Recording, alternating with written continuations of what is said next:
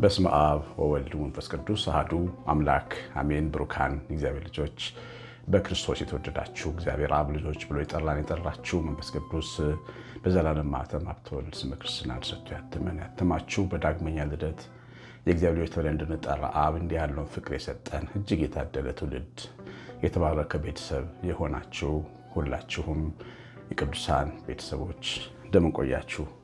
ሁሉን የሚችል አምላክና ጌታ መድኃኒት ኢየሱስ ስሙ የተወደደ የተመሰገነ ይሁን። ይህንን የክብር ሰላምታ ሰላም እንድንባባል ያደረሰ ያበቃ መስቀል ላይ ተሰቅሎ ክብር የሰጠን መድኃኒታችን ኢየሱስ ክርስቶስ ከሰማይ አባቱ ጋር ከመንፈሱ ጋር በአንድነት በሦስትነቱ የተወደደ የተመሰገነ ይሁን። የእግዚአብሔር ልጆች እንግዲህ እግዚአብሔር ፈቅድ ሚያዝያ 7 ፊታችን ማክሰኞ ሜይ 5 በጣም ትልቅ ፕሮግራም አዘጋጅተናል። የመዝሙር የምስጋና ምክንያቱ 20 ዓመት አንቨርሰሪ ከቤተሰቦች ልጆች ጋር እግዚአብሔር ማመሰግንበት 16 መዝሙራት ያሉበት ቁጥር 10 መዝሙር 10ኛ ልጄን የወለድኩበት ፕሮግራም ነው። እንግዲህ እንኳን ማርያም ማረች ልትሉኝ እፈልጋለሁ። ልታግዙኝ አብራችን ልትቆሙ እፈልጋለሁ። ያገዛችሁኝ አብራችሁኝ የቆማችሁ ይህን ትልቅ ፕሮግራም ስናዘጋጅ ማይታሰበውን ትልቅ ፕሮግራም እንድናዘጋጅ ያገዛችሁንን ሁሉ ዘራችሁን እግዚአብሔር ይባርክ። እንግዶችም ካሏችሁ ምናልባት መምጣት የሚፈልጉ 9114138 ስልኬ ዋትስአፕ፣ ቴሌግራም፣ ቫይበር ላይ አለው። እግዚአብሔር እናንተን አጋቢ ቤተሰቦች ዘራችሁን ሁሉ ይባርክ ይቀድስ። ዛሬ እንዳያችሁት እግዚአብሔር ይከፍላል የሚል የትምህርት ርዕስ ነው መንፈስ ቅዱስ የሰጠን። በየማለዳው የሚናገርበት ምክንያት ይኖረዋል። አንዳንድ ሰው በቤቱ ጥያቄ ፈጥሮበት ይኖራል። አዝኖ የሚያድራል፣ አልቅሶ የሚያድራል፣ የሚነጋለታል። ጠዋቱን ሲነሳ እንደዚሁ በጥያቄ የሚነሳል። ጌታ ግን ቅርብ ስለሆነ ለሁላችን ደግሞ በአድራሻችን መልስ ይሰጠናል። ይሄን ለምትሰሙ ሁሉ በረከት ይድረሳችሁ፣ እግዚአብሔር ይመልስላችሁ። እንግዲህ ይህንን አሁን የምናነሳውን ሀሳብ የምንማርበት ቤተሰብ ኦሪት ዘፍጥረት ምዕራፍ 38 ላይ የተጻፈው ቤተሰብ ነው። ይሄም የይሁዳ ቤተሰብ ነው። ይሁዳ ከ12ቱ ያዕቆብ ልጆች አንደኛው ነው። ይሁዳ ነገስታትን ይወልዳል ተብሎ ትንቢት የተነገረለት የያዕቆብ ልጅ ነው። እግዚአብሔር ብዙ መልሶችን የሚሰጥበት ትምህርት መልእክቶች አሉት በየማለዳው። ዛሬ ከይሁዳ ቤተሰብ የምንማረው ትምህርት ነው ያለው። ይሁዳ ያዕቆብ ከወለዳቸው ከ12ቱ አንደኛው ነው። የልያ ልጅ ነው። ነገስታት ከሱ ይወለዳሉ ተብሎ የተነገረለት በጎ ትንቢት የተነገረለት ሰው ነው። እንግዲህ ስለ እሱ ቤተሰብ ነው የሚናገረው። ይሄ ሰው እንዳገባ መጽሐፉ ይነግረናል። ይሁዳም ከወንድሞች ተለይቶ ወረደ፣ ወደ ኤራስ ወደሚሉት ወደ አዶላማዊው ሰው ገባ። ከዚያም ይሁዳ የከናናዊውን የሴዋል ሴት ልጅ አየ፣ ወሰዳት፣ ወደ እርሷም ገባ፣ ጸነሰች፣ ወንድ ልጅም ወለደች፣ ስሙን ኤር ብላ ጠራችው። ደግሞም ወንድ ልጅ ወለደች፣ ስሙን አውናን ብላ ጠራች። ከዛ እንደገና ደግሞ ሶስተኛም ልጅ ወለደች፣ ስሙን ሴሎ ብላ ጠራች ይላል። እንግዲህ ይሄ ታሪክ የሚያነሳለን እቺ ከነናዊት ሴት ይገርማችኋል። እናት እግዚአብሔርን ሳታቅ ስትቀር ልጆች በጣም ነው የሚበላሹት። አሁን የነ ቅዱስ ዳዊት መቀደስ በልጅነታቸው እግዚአብሔርን መፈለግ የነ አብርሃም አምላክን የመፈለግ ዝንባሌ ምናልባት ከእናታቸው የሚመጣ ሊሆን ይችላል።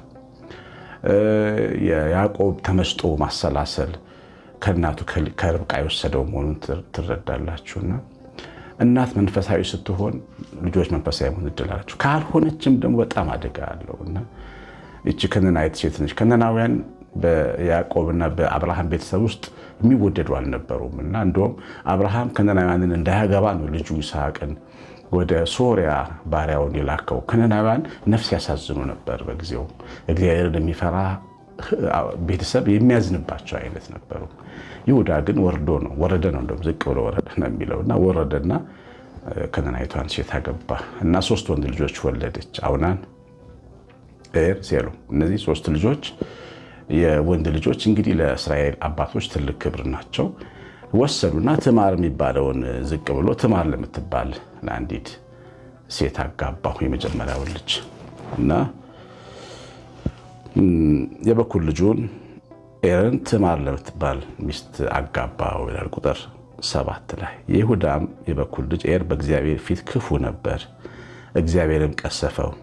ይሁዳም አውናን ወደ ወንድም ሚስት ግባ አግባት ብሎ ወንድም ዘር አቆምለታለሁ። አውናም ዘሩን ለእርሱ እንዳይሆን አወቀ። ወደ ወንድሙ ሚስት በገባ ጊዜ ለወንድሙ ዘር እንዳይሰጥ ዘሩን በምድር ላይ አፈሰሰ። በጣም ክፉ ነበሩ እነዚህ ሁለት ወንድማማቾች። የዛኛው ልጅ ክፋት በደንብ አልተነገረም። ምናልባት ሚስቱን ይወድል ይሆናል፣ እግዚአብሔርን ይሰድብ ይሆናል፣ አይታወቅም። ተቀሰፈ። ሁለተኛው አውናን የሚባለው ደግሞ በሀገራቸው ባህል ዘርዘር እንዳይጠፋ ተብሎ የመሲህ ትውልድ ስለሆኑ አንተ ግባና ለወንድም ዘር አስቀርለት ሲባል እኔም ወልደው ልጅ ለወንድሜ ከሆነ ለምን ብሎ ዘሩን ወደ ውጭ በማፍሰስ ተከላከለ። መውለድን ማለት ነው። እግዚአብሔር ይቀሰፈው። እንግዲህ በመሃል ማን ነው የሚጎዳው? አንዲት ትዕማር የምትባል ብላቴና ትጎዳለች። እች ሴት የእግዚአብሔርን ሕዝብ እንድታገለግል በእግዚአብሔር ቤተሰብ ውስጥ ተቀላቅላ መሲህ እንድትወለድ እግዚአብሔር ያዘጋጃት ሴት ነች። ይቺ ሴት ክብር ይገባታል። እናንተ ወንዶች ሚስቶቻችን ክብር ይገባቸዋል። ሴቶቻችን ክብር ይገባቸዋል። እህቶቻችን፣ እናቶቻችን ክብር ይገባቸዋል። ሴቶች በጣም ትልቅ ሀገር ናቸው፣ ዓለም ናቸው። ልጆች ይወልዳሉ፣ ልጆችን ያሳድጋሉ፣ በማህፀናቸው ልጆችን ይሸከማሉ። እነዚህ ነገሮች ሁሉ እኛ አናውቃቸውም። በተለያዩ አይነት ስቃይ ምጥ ነው የሚወልዱት። በብዙ ስቃይ መከራ ነው የሚያሳድጉት። እንቅልፋቸው ደክመው ነው የሚያሳድጉት። ምስጋና ይገባቸዋል። ሴት ልጅ መበደል በጣም ትልቅ ኃጢአት ነው። ወንዶች ሁሌ እናንተን ትልልቅ ሰዎች ለልጆቻችሁ፣ በተለይ ለወንድ ልጆቻችሁ ሴቶችን እንዲያከብሩ ንገሯቸው። ሴት ልጅን አካላዊ ጥቃት ባለመፈጸም ብቻ አይደለም ምን ጎዳት። አካላዊ ጥቃት መፈጸም ዛሬ ሕግም ላይሰጠን ይችላል። ነገር ግን ስነ ልቦናዊ ጥቃቶች ማድረስ፣ መጉዳት፣ ሞራሏን መስበር፣ ልቧን መውጋት፣ አፍቅራ ልቧን ሰታ ካበቃሽ በኋላ ክድት አድርጎ መሄድ፣ እንደዚህ አይነት ኃጢአት በጣም ብዙ ዋጋ ያስከፍላል። ብዙ ወንዶች በሴቶች ልብና መንፈስ ላይ የሚጫወቱ አሉ። ከዛ ደግሞ ዞር ብለው ጥሩ ትዳር ለመያዝ የሚፈልጉ የሚሞክሩ፣ በእግዚአብሔር ፊት ቆመው እግዚአብሔር ጥሩ ትዳር ስጠኝ ብለው የሚጸልዩ አሉ። የማያፍሩ ሰው ልብ እየሰበሩ ማለት ነው። እግዚአብሔር እኮ ጻድቅ ነው። የዘራነውን ሳያሳጭልን መች ይቀራል? ሁሌ እግዚአብሔርን መፍራት ያስፈልጋል። እግዚአብሔርን መፍራት ሕይወትን ታረዝማለች ይችላል።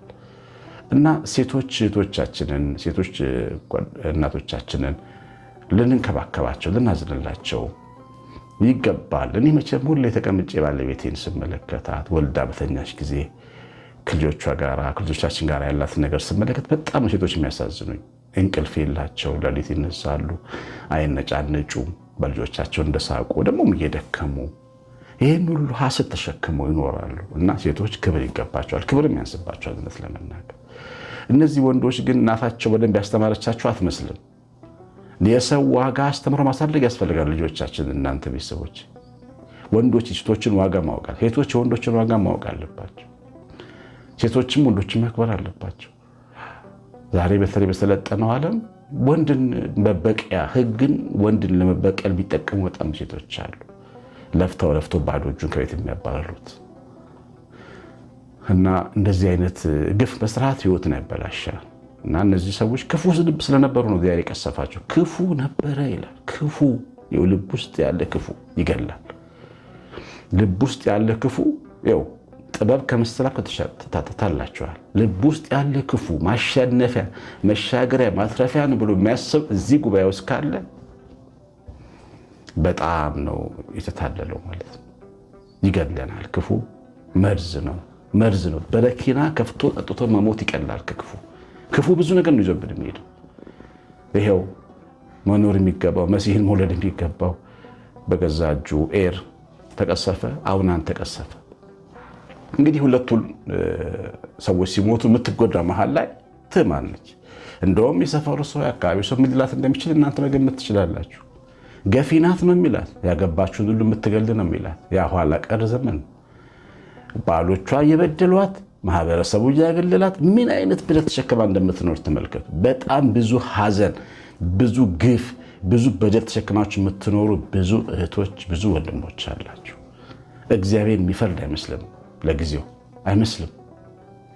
ሰሞኑን ከሚወጣው መዝሙር አንድ በጣም ድንቅ መዝሙር አለ። አይመስልም እኮ አይመስልም።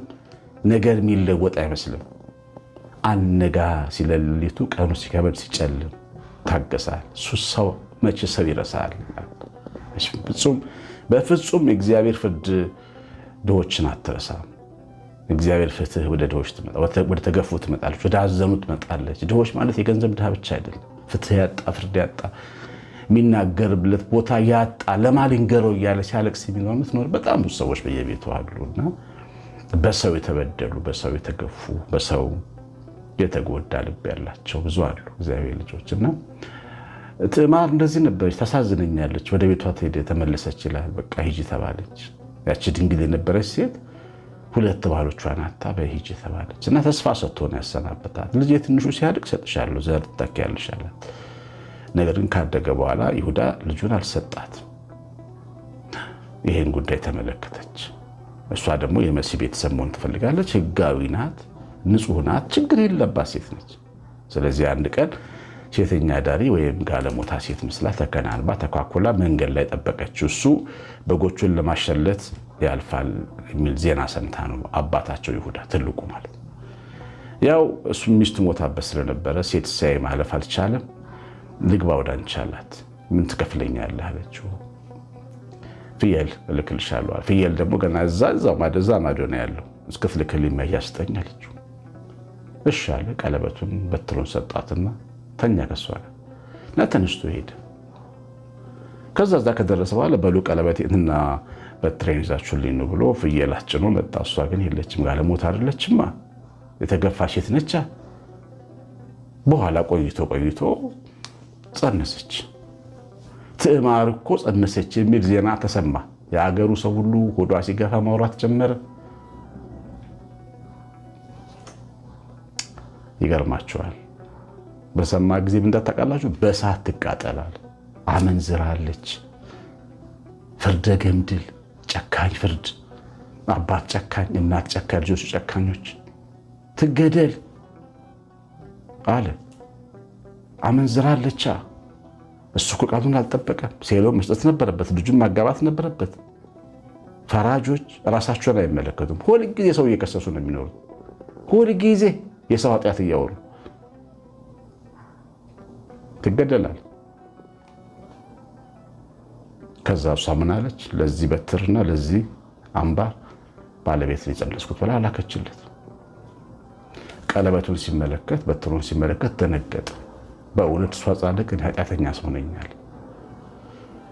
ይገርማቸዋል። እግዚአብሔር በእሷ ላይ የመጣውን ሞት አጠፋው። 2 መንታ ልጆች ወለደች፣ ጸነሰች እና ስታምጥ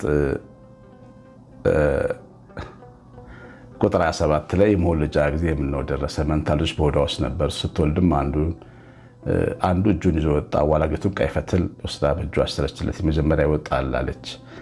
እንዲህም ሆነ፣ እጁን በመለሰ ጊዜ ነው ወንድሙ ወጣ። እርሷም ለምን ጥሰህ ወጣህ አለች። ስሙን ፋሪስ ብላ ጠራቸው። ከእርሱም በኋላ ፈትል በእጁ ያለበት ወንድሙ ስሙ ዛራ ተባለ። ፋሪስና ዛራ የሚባሉ ወንድ ልጆች ወለደች። 2 ወንዶች ገፍተዋት ነበር። 2 መንታ ልጅ እግዚአብሔር ሰጣት። ይወላችሁ ዛሬ እግዚአብሔር ሊናገረን የፈለገው ነገር ምንድን ነው? የምትገፉ ወይ የተነጠቃችሁ ወይ ተበደላችሁ፣ በብዙ ሕይወት ውጣ ውረድ ሰው የነካችሁ ማንም ግን ያላየላችሁ። አንዳንድ ሰው ጥንቅቅ ብሎ ነው ሰውን የሚበድለው እንዳይታወቅበት። ለምን ሰው እግዚአብሔርን ሰውን የሚፈራ ዳኛን የሚፈራ ሕግን የሚፈራ ግን ሰማይን የማይፈራ ሰው አለ። ስለዚህ በጥንቃቄ ነው የሚበድላችሁ። ሲበድላችሁ አይፈራም እግዚአብሔርን ስለማይፈራ፣ ግን ደግሞ ምንም ምክንያት መረጃ አጥፍቶ ነው የሚበድላችሁ። ስማችሁን ሲያጠፋ በስውር ፕሮፋይል ከፍቶ ሊሆን ይችላል። ስንት እህቶቻችን በሴተኛ ዳሪ በዝሙት ገበያ ላይ ፎቶቸው ተሰቅሎ የሰው መሳለቂያ ይሆናሉ በግፍ። ስንት አይነት ወንጀል ምድር ላይ ይሰራል። ስንት ሰዎች ያለቅሳሉ በየቤቱ ገንዘባቸውን የተነጠቁ አብረው ይሰራሉ ተብሎ ገብተው የተበሉ የለፉበትን ያጡ ወደው አፍቀረው ትዳራቸው ጓደኛቸው ፍቅረኛቸው እየከዳቸው ወልደው ልጃቸው ልም ብሎ የጠፋባቸው በሰው የተጎዱ ስንት ሰዎች በየቤቱ እንዳሉ እግዚአብሔር ያውቃል። ዳኛ አለቃም ይበድላቸው ለፍተው ምንም ነገር እንደማይሰሩ የሚቆጠሩ የሚበደሉ ከነሱ በላይ የማይሰራ ቀልድኛ እየተቀመጠ የሚጫወትባቸው ስንት ሰዎች በስራ ቦታ ላይ አሉ። አውናን እና ኤር የሚበድሏቸው ብዙ ሰዎች አሉ። ብዙ ሰዎች ይሁዳ የሚፈርድባቸው ብዙ ሰዎች አሉ። እሳት ይብላቸው ተብለው የሚረገሙ ምንም ሳያጠፉ። እግዚአብሔር ግን ዳኛ ነው። እግዚአብሔር ዛሬ በዚህ ምሽት እየተናገረሽ ነው እህቴ፣ እየተናገረ ነው ወንድም። ልብህ ያዘነበትን ጉዳይ በልብህ ውስጥ ያለውን ጉዳይ እየተናገረ ነው እግዚአብሔር ዳኛ ነው፣ ከፍላል። በተሰበረ ልብህ እጥፍ በረከት ይሰጣል። በተነጠቅሽው እጥፍ በረከት ይሰጥሻል። አይሆንም ነበር የሚመስለው፣ አይሆንም አይመስልም። ትዕማር ወልዳ አይሆንም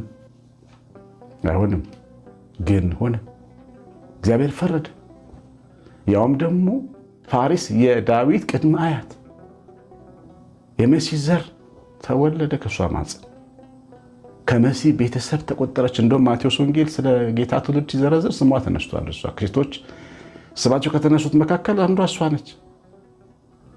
እግዚአብሔር አከበራት። ስሟ ጠፍቶ ነበር፣ ስሟ ተነሳ ባለ ስሟ ከበረ። ልጅ ከልክለዋት ነበር፣ መንታ ልጅ አገኘች። እግዚአብሔር ይፈርዳል፣ ይክሳል። ያው አምላካችን የሚያይና የሚሰማ ነው። አለ እግዚአብሔር አለ። እናንተ ሰዎች እግዚአብሔር አለ። ብቻችሁን አታልቅሱ። ተስፋ አትቁረጡ። አበቃ አትበሉ። እግዚአብሔር አለ። ይፈርዳል፣ ይረዳል፣ ይሰራል። እግዚአብሔር ልጆች የሰማነውን በልቡናችን ጻፍልን። እግዚአብሔር ቸርነት የእናታችን እመቤታችን ረድኤት በረከት የምላት ጥበቃ አብሮን ይሁን። መንፈስ ቅዱስ ቤታችሁን በብርሃኑ ይሙላ። ያሳሰብኳችሁ ማሳሰቢያ አትርሱ። 9114138 ነው ስልኬ። አስተያየት ጽፋችሁ እንደምትወጡ ተስፋ አለኝ። ሁሌ አመሰግናለሁ። መርቁኝ፣ ቃል ያሰማልኝ። ዝም ብላችሁ አትውጡ። እግዚአብሔር ይታዘባችኋል። እግዚአብሔር ልጆች ላይክ የሚለውን በተን ነካ አድርጉት። ዩቲዩብ በደንብ ቪዲዮ እንዲታይ ያደርጋል። ቀሲስ አሸናፊ ገብረማርያም ነኝ። ሰላም